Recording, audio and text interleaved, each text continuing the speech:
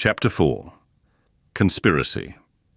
Danglars followed Edmond and Mercédès with his eyes until the two lovers disappeared behind one of the angles of Fort St. Nicholas. Then, turning round, he perceived Fernand, who had fallen, pale and trembling, into his chair, while Caderousse stammered out the words of a drinking song. "Well, my dear sir," said Danglars to Fernand, "here is a marriage which does not appear to make everybody happy." "It drives me to despair," said Fernand. "Do you then love Mercédès?"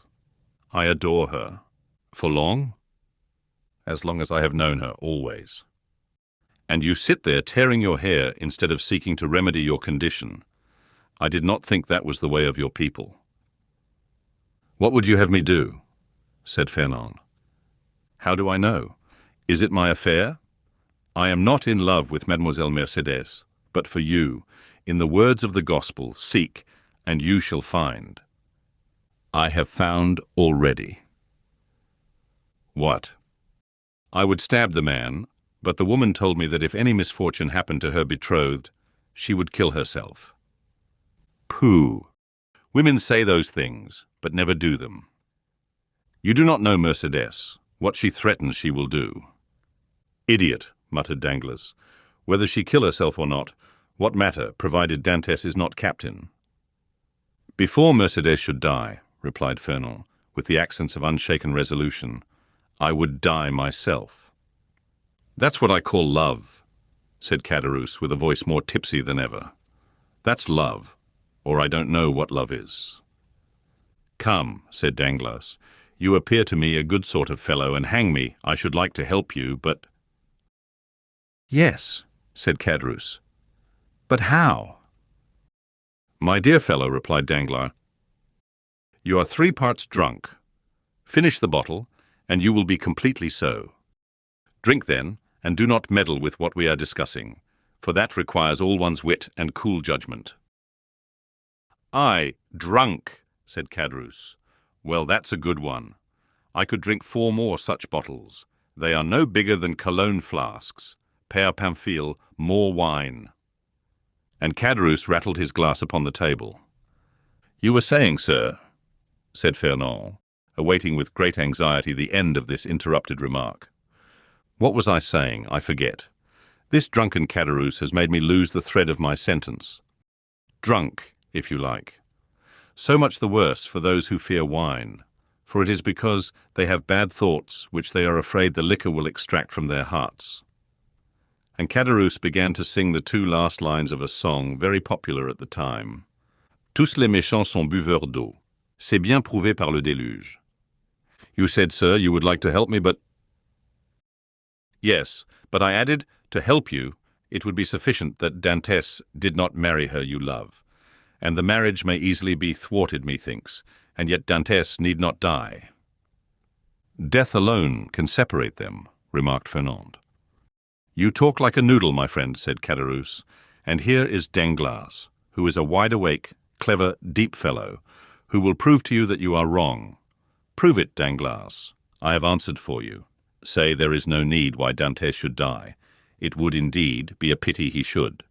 Dantès is a good fellow. I like Dantès. Dantès, your health." Fernand rose impatiently. "Let him run on," said Danglars, restraining the young man. "Drunk as he is not much out in what he says. Absence severs as well as death, and if the walls of a prison were between Edmond and Mercédès, they would be as effectually separated as if he lay under a tombstone." "Yes, but one gets out of prison," said Caderousse, who, with what sense was left him, listened eagerly to the conversation. "And when one gets out and one's name is Edmond Dantès, one seeks revenge." "What matters that?" muttered Fernand. "And why I should like to know," persisted Caderousse. "Should they put Dantès in prison? He has neither robbed, nor killed, nor murdered." "Hold your tongue," said Danglars. "I won't hold my tongue," replied Caderousse. "I say I want to know why they should put Dantès in prison. I like Dantès. Dantès, your health." And he swallowed another glass of wine. Danglars saw in the muddled look of the tailor the progress of his intoxication, and turning towards Fernand said, "Well, you understand there is no need to kill him. Certainly not. If, as you said just now, you have the means of having Dantès arrested. Have you that means? It is to be found for the searching. But why should I meddle in the matter? It is no affair of mine. I know not why you meddle, said Fernand, seizing his arm, but this I know, you have some motive of personal hatred against Dantès, for he who himself hates is never mistaken in the sentiments of others. I. Motives of hatred against Dantès? None. On my word. I saw you were unhappy, and your unhappiness interested me. That's all. But since you believe I act for my own account, adieu, my dear friend, get out of the affair as best you may. And Danglars rose as if he meant to depart. No, no, said Fernand, restraining him. Stay. It is of very little consequence to me at the end of the matter, whether you have any angry feeling or not against Dantès. I hate him. I confess it openly. Do you find the means, I will execute it, provided it is not to kill the man, for Mercédès has declared she will kill herself if Dantès is killed. Caderousse, who had let his head drop on the table, now raised it, and looking at Fernand with his dull and fishy eyes, he said, Kill Dantès. Who talks of killing Dantès? I won't have him killed, I won't. He's my friend, and this morning offered to share his money with me as I shared mine with him. I won't have Dantès killed, I won't. And who has said a word about killing him, muddlehead? Replied Danglars. We were merely joking. Drink to his health, he added, filling Caderousse his glass, and do not interfere with us. Yes, yes, Dantès, good health, said Caderousse, emptying his glass. Here's to his health, hurrah. But the means, said Fernand. Have you not hit upon any? Asked Danglars. No, you undertook to do so. True, replied Danglars. The French have the superiority over the Spaniards, that the Spaniards ruminate, while the French invent. Do you invent, then? Said Fernand impatiently. Waiter, said Danglars, pen, ink, and paper. Pen, ink, and paper, muttered Fernand. Yes, I am a supercargo. Pen, ink, and paper are my tools, and without my tools I am fit for nothing. Pen, ink, and paper, then, called Fernand loudly. There's what you want on that table, said the waiter. Bring them here. The waiter did as he was desired. When one thinks, said Caderousse, letting his hand drop on the paper, there is here wherewithal to kill a man more sure than if we waited at the corner of a wood to assassinate him. I have always had more dread of a pen, a bottle of ink, and a sheet of paper than of a sword or pistol. The fellow is not so drunk as he appears to be, said Danglars. Give him some more wine, Fernand. Fernand filled Caderousse's glass, who, like the confirmed toper he was, lifted his hand from the paper and seized the glass. The Catalan watched him until Caderousse, almost overcome by this fresh assault on his senses, rested, or rather dropped, his glass upon the table. Well, resumed the Catalan, as he saw the final glimmer of Caderousse's reason vanishing before the last glass of wine. Well, then, I should say, for instance, resumed Danglars, that if after a voyage such as Dantès has just made, in which he touched at the island of Elba, someone were to denounce him to the king's procurer as a Bonapartist agent. I will denounce him, exclaimed the young man hastily. Yes, but they will make you then sign your declaration, and confront you with him you have denounced. I will supply you with the means of supporting your accusation, for I know the fact well. But Dantès cannot remain forever in prison, and one day or other he will leave it, and the day when he comes out, woe betide him, who was the cause of his incarceration. Oh, I should wish nothing better than that he would come and seek a quarrel with me. Yes, and Mercédès, who will detest you if you have only the misfortune to scratch the skin of her dearly beloved Edmond. True, said Fernand. No, no, continued Danglars. If we resolve on such a step, it would be much better to take, as I now do, this pen, dip it into this ink, and write with the left hand, that the writing may not be recognized, the denunciation we propose.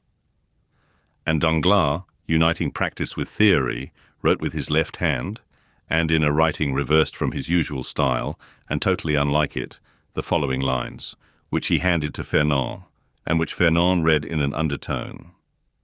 The Honourable, the King's Attorney, is informed by a friend of the throne and religion that one Edmond Dantès, mate of the ship Fernand, arrived this morning from Smyrna, after having touched at Naples and Porto Ferrajo, has been entrusted by Murat with a letter for the usurper, and by the usurper with a letter for the Bonapartist committee in Paris. Proof of this crime will be found on arresting him, for the letter will be found upon him, or at his father's, or in his cabin on board the Pharaon. Very good, resumed Danglars. Now your revenge looks like common sense, for in no way can it revert to yourself, and the matter will thus work its own way. There is nothing to do now, but fold the letter, as I am doing, and write upon it, to the King's Attorney, and that's all settled. And Danglars wrote the address as he spoke. Yes, and that's all settled, exclaimed Caderousse, who, by a last effort of intellect, had followed the reading of the letter, and instinctively comprehended all the misery which such a denunciation must entail. Yes, and that's all settled, only it will be an infamous shame. And he stretched out his hand to reach the letter. Yes, said Danglars, taking it from beyond his reach, and as what I say and do is merely in jest, and I, amongst the first and foremost, should be sorry if anything happened to Dantès, the worthy Dantès. Look here. And taking the letter, he squeezed it up in his hands and threw it into a corner of the arbour. All right, said Caderousse. Dantès is my friend, and I won't have him ill-used. And who thinks of using him ill? Certainly neither I nor Fernand, said Danglars, rising and looking at the young man, who still remained seated, but whose eye was fixed on the denunciatory sheet of paper flung into the corner. In this case, replied Caderousse, let's have some more wine. I wish to drink to the health of Edmond and the lovely Mercédès. You have had too much already, drunkard, said Danglars, and if you continue, you will be compelled to sleep here, because unable to stand on your legs. I, said Caderousse, rising with all the offended dignity of a drunken man. I can't keep on my legs. Why, I'll wager I can go up into the belfry of the Écoules, and without staggering too. Done, said Danglars. I'll take your bet, but tomorrow. Today it is time to return. Give me your arm and let us go. Very well, let us go, said Caderousse. But I don't want your arm at all. Come, Fernand. Won't you return to Marseille with us? No, said Fernand. I shall return to the Catalans. You're wrong. Come with us to Marseille. Come along. I will not. What do you mean? You will not? Well, just as you like, my prince. There's liberty for all the world. Come along, Danglars, and let the young gentleman return to the Catalans if he chooses. Danglars took advantage of Caderousse's temper at the moment to take him off towards Marseille by the Porte Saint-Victor, staggering as he went. When they had advanced about 20 yards, Danglars looked back and saw Fernand stoop, pick up the crumpled paper, and putting it into his pocket, then rush out of the arbour towards Pilon. Well, said Caderousse. Why, what a lie he told. He said he was going to the Catalans, and he is going to the city. Hello, Fernand, you are coming, my boy. Oh, you don't see straight, said Danglars. He's gone right by the road to the Vieilliers infirmaries. Well, said Caderousse, I should have sworn that he turned to the right. How treacherous wine is. Come, come, said Danglars to himself. Now the thing is at work, and it will effect its purpose unassisted.